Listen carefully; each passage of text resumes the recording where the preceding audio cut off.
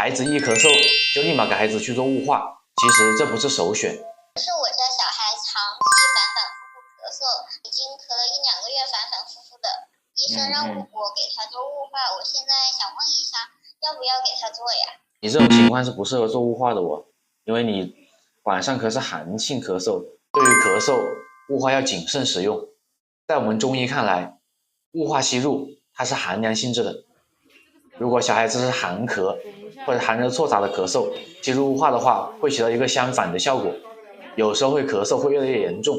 其实从中医看来，咳嗽的原理就是肺湿宣降，一般是冷到了或者受寒了，导致寒邪在皮毛上面，就会引起咳嗽。我们一般用发表邪、散肺邪，然后把脾胃健运起来，这才是治疗根本，而不是用雾化药把肺里面局部的痰给化掉。但是脾胃不和的话，它的痰会源源不断的生出来，是不治本的。所以小孩子咳嗽，雾化不是首选。我们可以采用一些比较绿色的疗法，比如说可以吃点中药，可以用穴位贴治疗。其实治疗咳嗽是我们中医的优势，把邪气给发散出去，这样子这个咳嗽才能断根，不然咳嗽就会反反复复。